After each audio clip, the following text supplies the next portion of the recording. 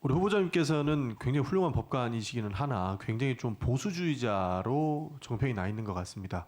그래서 보수적인 판단을 굉장히 많이 하신다라고 이야기를 많이 들었는데요. 사실 보수 정부에서 추천을 해서 대법관이 되시기도 하셨고 뭐 그러다 보니 그런 논란은 따라오는 것 같습니다만 그런 판단에 대해서는 어떻게 생각하십니까?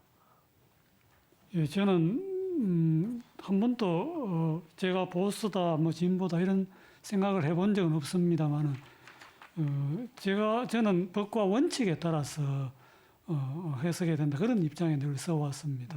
그래서 사실 미스터 소수 의견이라고 하실 만큼 법과 원칙에 따라서 본인은 소실에 따라서 해주신 것 같은데요.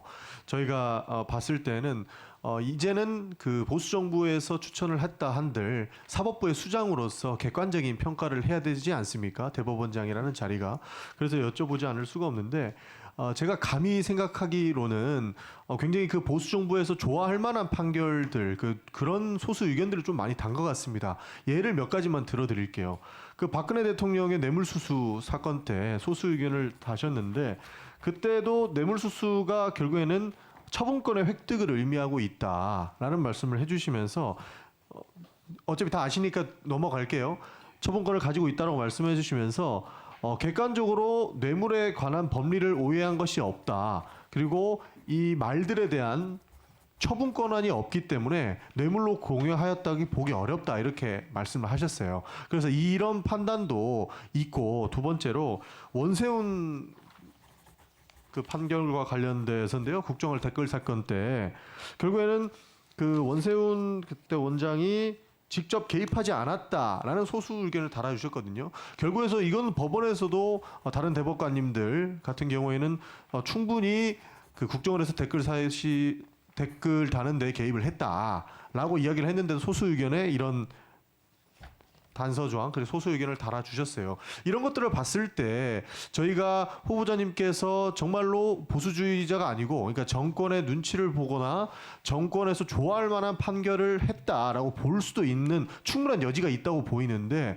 이에 대한 입장은 어떠십니까? 예, 제가 차근히 설명드리겠습니다. 네. 이 판결들이 전부 소위 말하면 권력을 잃은 말하자면 그 사회적 약자 이런 입장에 서 있는 판결입니다. 우선 이제 뇌물수수 제사 어제도 말씀드렸습니다만은 뇌물수수가 안 된다는 게 아닙니다. 우리 법은 다른 나라와 달리 본인이 직접 받으면 뇌물수수, 자기가 아닌 제3자가 받으면 그걸 제3자 뇌물수수라 해서 별도의 규정이 있습니다. 저는 이 말이 독일에 있고 독일에서 정유라가 탔을 뿐인데 전직 대통령은 거기 독일에 가서 그 말을 한번 본 적도 없고 타본 적도 없습니다. 그 사용이익을 오직 정유라가 누린 말하자면 그렇기 때문에 제3자인 정유라가 그걸 받아가 했는 그 조항으로 처벌해야 된다는 것이지 죄가 없다는 게 전혀 아닙니다. 그리고 원세훈 사건에서도 댓글이 단 거는 위원님 말씀대로 맞습니다. 근데 그 댓글은 전부가 그 전임 대통령 이명박 대통령의 지적 그리고 4대강 그런 것들입니다. 그래서 그 법은 국정원법 위반했다고 저도 같이 처벌을 했습니다. 다만 선거법은 어느 후보를 특정해서 지지하거나 해야 그게 선거법 위반이 되는 겁니다. 그것도 우리 판례는 아무 때나 해서 되는 게 아니고 후보자가 거의 정해질 무렵에 그 후보를 지지하는 그 근접한 시기에 해야 된다고 하고 있습니다. 그런데 이 사건에서는 그런 2012년 그 대선이 시작되는 1월부터는 오히려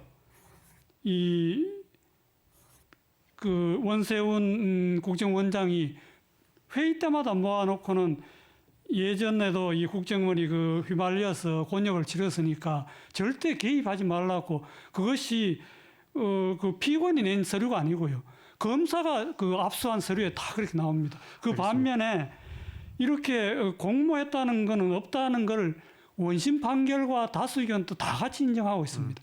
그리고 심지어 이 팀원들이 댓글 단 사실조차도 원세훈은 몰랐다고 하고 있습니다. 그거는 제 소수 의견이 아니고 원심 판결과 다수 의견이 그렇게 다 인정하고 있는 사실. 알겠습니다. 그 말씀 중에 권력을 잃은 약자라는 표현도 써주셨는데 사실 권력형 범죄였던 것이 결국에는 약자가 된 케이스가 아닌가 저는 그렇게 보이거든요. 예, 그 권력을 잃었을 때 이제 증거를 가지고 처벌한다면 할 말이 없겠지만 네. 권력을 잃은 사람 앞에 이렇게 그냥 증거도 없이 그냥 느낌으로 처벌한다면은 소수자나 권력을 잃은 사람 설 자리가 없는 겁니다. 알겠습니다. 그 국정농단도 잘 아시겠지만 결국에는 그 뭐 정유라 씨가 뇌물 받은 것에 불과하다라고 할 수 있지만 제3자 개입에 대한 그런 여지가 충분히 있었기 때문에 이 부분도 분명히 객관적으로 볼 필요가 있었다라고 해서 소수 의견 자체를 저희가 부정하거나 그러지는 않습니다.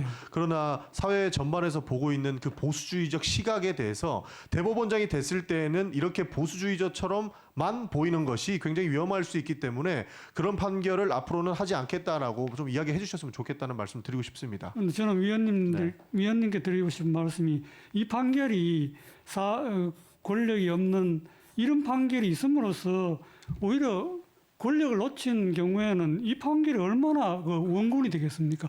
증거 없이 막 처벌하라 할 때 이런 엄격한 증거법이 있어야 그런 그러니까요. 위치에 있을 때 충분히 후보자님 말씀 무슨 말씀인지 알겠거든요. 그러니까 앞으로는 이렇게 오해 살 만한 내용도 충분히 그러니까 객관적으로 보수고 진보를 떠나서 앞으로도 법과 원칙에 대해서만 해주시겠다고 말씀 주시면 좋을 것 같습니다. 예, 네. 저는 오직 이 증거법에 따라서 판결합니다. 네. 예. 그리고 사실 저도 이거 물어보고 싶지는 않았는데 한 가지만 더 여쭤볼게요. 지난 그 대법원장 이 청문회장에서도 나왔던 부분인데 이렇게 보수주의자라고 정평받는 분들이 우리 헌법을 받들겠다라고 하시면서 그 건국 논란이 계속적으로 터져왔습니다. 혹시 후보자님께서는 이 건국 논란에 대해서 어떻게 생각하십니까? 예, 저도 논란이 있는 거는 알고 있습니다. 입장은 어떠세요? 예, 입장은 저는 뭐 어떤 특정 입장이라기보다는 너무 그런 근데 저희가 이제 학교 다닐 때 교과서에서는 그냥 뭐 48년 8월 15일이라고도 하고 또 이제 거슬러 올라가서 1919년이라고도 하고 그런 뭐 여러 가지 논란이 있는 건 알고 있습니다. 그런데 이런데 면밀하기보다는 양쪽을 다 조화롭게 해서 서로 하는 게 좋지 않나 저는 그런 생각을 가지고 있습니다. 들어가자고 하는 것이 아니고요. 사실 이 논란이 저는 왜 나온지 도대체 이해를 못하겠습니다. 그래서 과거에 있던 1차 헌법부터 다 봤는데 이승만 대통령이 있을 때 1차 헌법에도 우리는 임시정부를 개설한다고 돼 있거든요.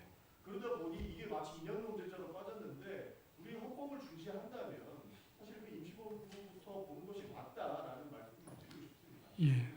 예, 저도 뭐 정부 수립일과 건국일을 자꾸 어느 고집을 자꾸 할 필요가 없고 폭넓게 우리가 사고를 가지는 게 좋겠다 그런 생각을 가지고 있습니다. 뭐 입장, 뭐 생각 이런 건 없으신 거예요? 예, 그렇습니다. 특별히 뭐 어느 입장이 옳다 그런 생각을 가지고 있지는 않습니다.